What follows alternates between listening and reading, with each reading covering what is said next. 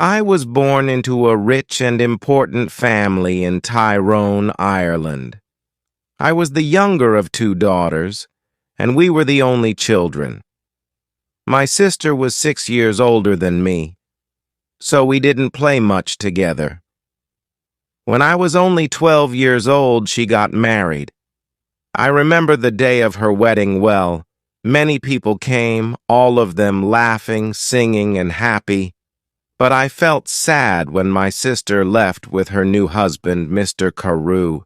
She was always very nice to me, nicer than my mother, and so I cried when she went away to her new home in Dublin. My mother and father didn't love me. They wanted sons, and were not very interested in me. About a year after my sister got married, a letter arrived from Mr. Carew. He said that my sister was ill and that she wanted to come home to Tyrone and stay with us, to be with her family. I was sad that she was ill, but also very happy about her visit. They're leaving Dublin on Sunday, my father told me, and they're arriving here on Tuesday evening. Tuesday came, and it was a very long day. Hour after hour came and went, and I listened all the time for my sister and her husband. Now the sky was dark, and soon it was midnight, but I couldn't sleep. I listened and waited. Suddenly, at about 1 hour in the morning, I heard a noise far away. I ran out of my bedroom and down to the living room. "They're here! They're here!" I called to my father, and we quickly opened the front door to see better. We waited there for a few minutes, and we heard the noise again, somebody crying far away in the night. But we saw nothing. There were no lights and no people there. We went outside, waiting to say hello and to help my sister with her bags, but nobody was there. Nobody came. I looked at my father, and he looked at me. We didn't understand. "I know I heard a noise," he said. "Yes, I heard it too, Father, but where are they?" I asked. We went back into the house without another word. We were suddenly afraid. The next day, a man arrived and told us that my sister was dead. On Sunday, she felt very ill. On Monday, she was worse, and on Tuesday, at about 1 in the morning, she died, at the same time that we were outside the house in the night waiting for her. I never forgot that night. For the next 2 years, I was very sad. You could say that I stopped living. I didn't want to do anything or speak to anyone. Mr. Carew soon married another young woman in Dublin, and I felt angry that he forgot my sister so quickly. I was now the only child of a rich and important family, so before I was 14 years old, men started to visit our home. They wanted to meet me and perhaps to marry me. But I didn't like any of these men, and I thought I was too young to be married. When I was 16, my mother took me to Dublin. "Dublin is a big city," she said. "We're going to meet richer and more interesting men than the ones back home in Tyrone. We can easily find you a good husband in Dublin." In Dublin, I began to be happier. I met a lot of friendly people, and I went dancing every evening. A lot of young men came to speak to me and asked me to dance. I liked talking to them. I started to live and laugh again, and I didn't think about my dead sister all the time. But my mother was not so happy. She wanted me to find a husband quickly. One night before I went to bed, she came into my room and said, "Do you know Lord Glenfallen?" "Oh, yes," I answered. "He's that ugly old man from Cahergilla." "He's not ugly, and he's not old, Fanny," my mother said quickly. "He's from a very rich and important family, too, and he wants to marry you. He loves you, loves me, wants to marry me. But he's making a mistake, Mother, I said. I don't love him. I can't marry somebody I don't love. Think about it, Fanny, my mother answered quietly. He's a good man, and he wants to marry you. You're a very lucky young woman. My mother left the room, and I sat quietly for a long time. Lord Glenfallen was a nice, friendly man, I thought. I didn't love him, no, but I did like him. He always talked about interesting things. I never felt happy at home with my mother and father, but I always felt better when I talked to him. The next morning, when I saw my mother, I said only one word. Yes. Lord Glenfallen and I got married the next spring, and 2 days after our wedding, we said goodbye to my family and left Tyrone. 3 days later, we arrived in Cahargilla, and I saw my husband's beautiful house for the first time. It was near a river, and there were many trees and flowers in the garden. Birds sang in the trees, and the sky was blue. I stood next to him and looked at it all, and I felt very, very happy. Come, my love, said my husband. You must come in and meet Martha. She cooks and cleans and knows everything about the house. So we went into the house, and I met Martha, a friendly old woman with smiling blue eyes. She showed me around the house.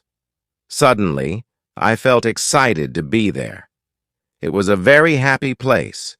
Women sang in the kitchen, men built fires in the living rooms, and there were dogs and cats everywhere. Come with me now, madam, said Martha, and look at your bedroom. Then we can take up your bags, and you can wash before dinner. I followed her, and soon we arrived at a big brown door. This is your room, she said, and she opened the door. I stood and looked. Suddenly, cold with fear, in front of me stood something big and black. I didn't know what it was. I thought it was an old coat, but without anybody inside it. I jumped back quickly, very afraid, and moved away from the door. Is something wrong, madam? Martha asked me. Nothing, perhaps.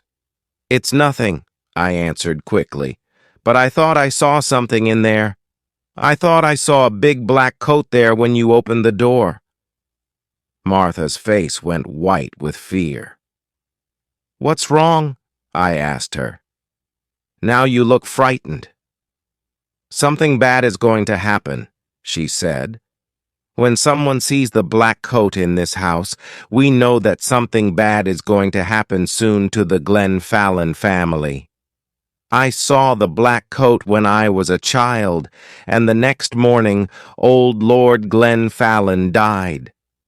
Something bad is going to happen now, madam. I know it. We went down to have dinner.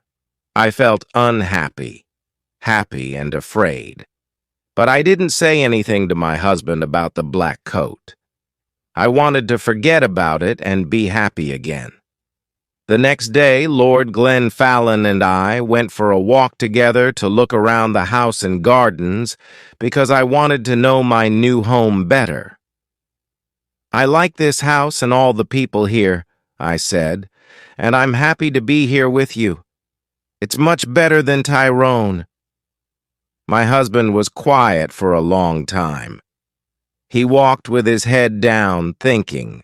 Then suddenly he turned to me, took my hand and said, Fanny, listen to me.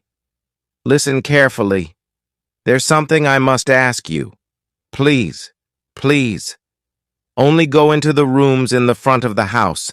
Never go into the rooms at the back of the building or into the little garden by the back door. Never.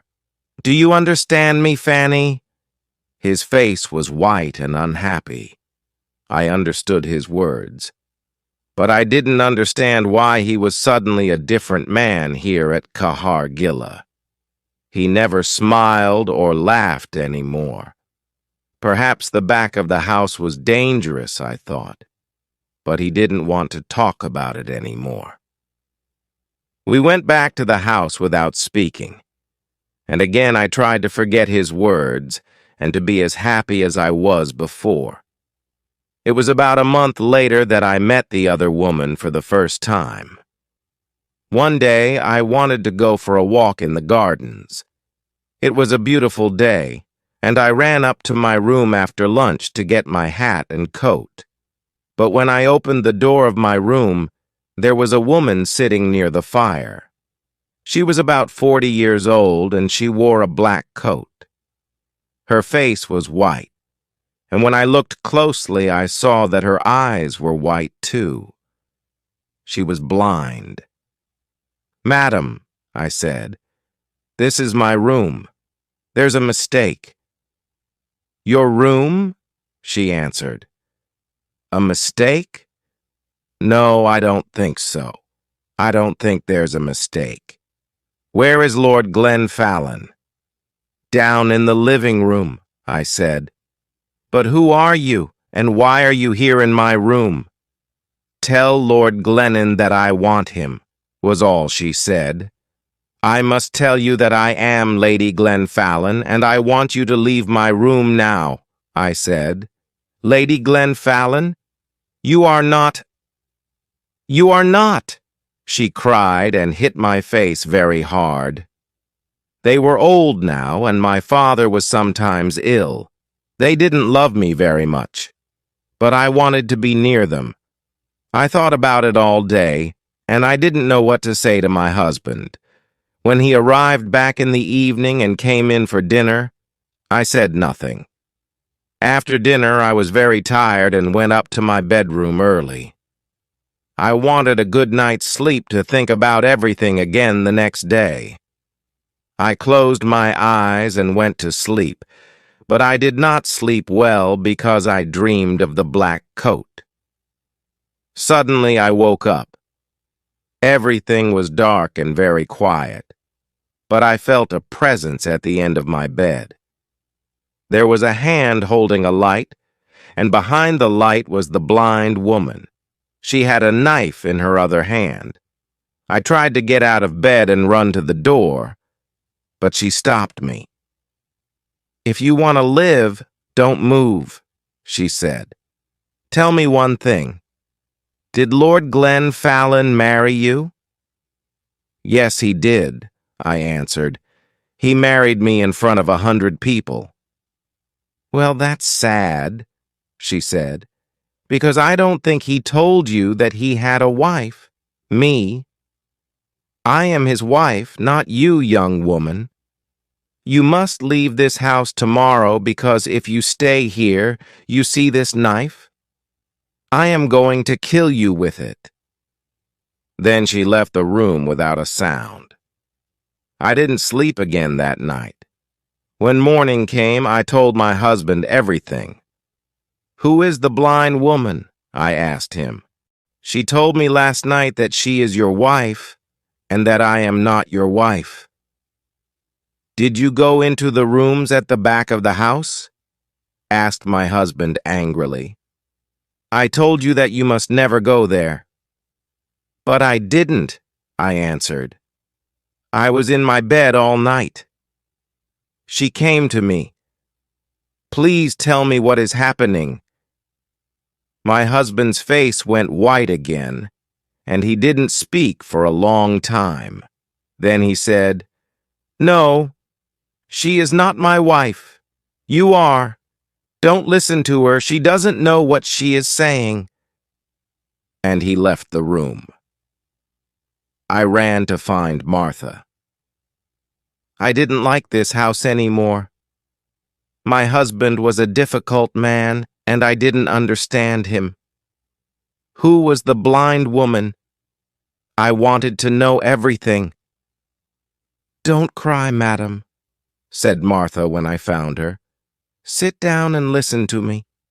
What I am going to tell you is not very nice. The blind woman, the woman in the black coat, is dead.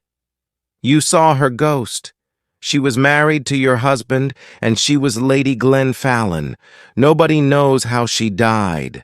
Her bedroom was at the back of the house. Somebody saw your husband with a knife in his hand on the night she died. But did he kill her? Nobody knows. When we found her, the knife was on the floor next to her, and her eyes. Somebody cut her eyes out after she died. Perhaps he didn't want her to see his other women, his next wife, you. I didn't wait to speak to my husband again. I left that day. I was too afraid to stay another minute at Kahar Gilla. I knew that the blind woman would come back again and kill me. I said goodbye to Martha, took my bags, and told my driver to take me back to Tyrone. I am happy living here with my mother and father now. The house is quiet. I sleep well each night, and they are friendlier to me than they were before. Sometimes my dead sister visits me at night, but I am never afraid. She tells me that the blind woman is trying to find me at Kahar Gilla and that she wants to kill me. She is jealous of me, but she can never find me there. She must wait for the next Lady Glenfallen.